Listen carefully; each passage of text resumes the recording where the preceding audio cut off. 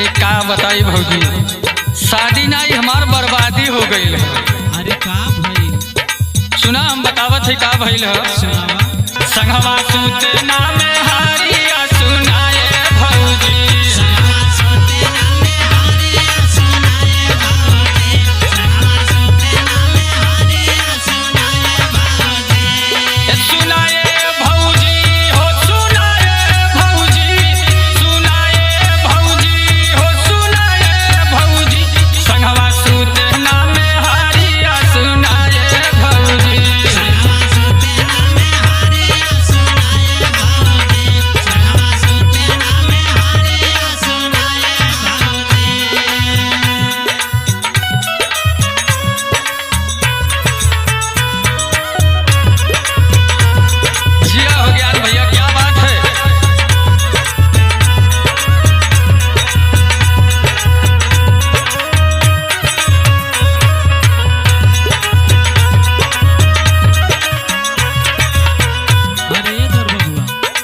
बोला भौजी। अरे कौनो कमी हो गई का हो?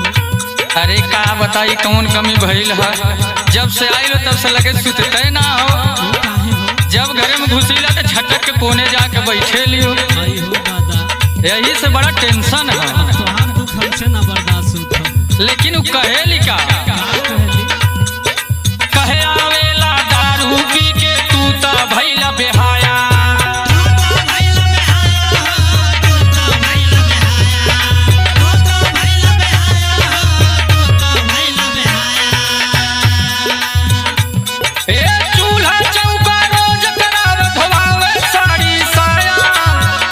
नाही माजे खाई तारिया सुनाए भौजी, नाही माजे खाई तारिया सुनाए भौजी, नाही माजे खाई तारिया सुनाए भौजी, सुनाए भौजी, सुनाए भौजी, सुनाए भौजी, नाही माजे खाई तारिया सुनाए भौजी, नाही माजे खाई तारिया सुनाए भौजी।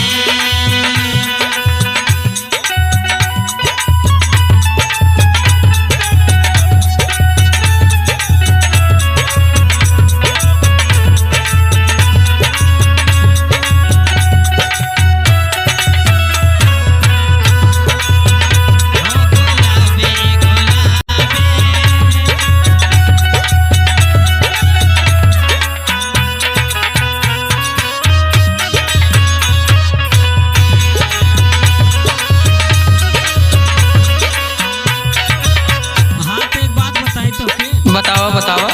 जब से आइल तब से सोना बाबू करत करत एकदम कपारे चढ़ा ले। अरे का बताई भौजी, यही तो गलती हो गई। अब बुझात है इतना दुर्दशा करात है। साया साड़ी कुल पछरवावत हो। ये कुल करवा, लेकिन हमें तकलीफ हो। अच्छा बतावत है सुना। इतना बा तकलीफ हमें की काका तो है बताई।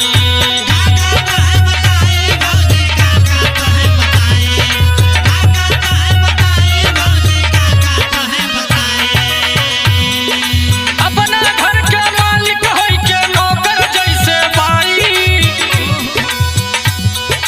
अपना घर के मालिक होई के नौकर जैसे बाई, कैसी बीती उमरिया सुनाए भौजी।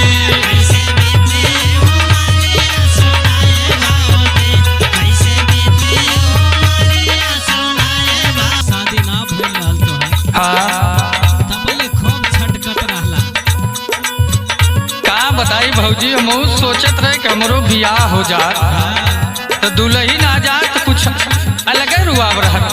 तो अलग रुआब हो गए। अरे का बताई सुना हमार बतिया सुना। हमारा के लागत बात की हमका जिए ना दी।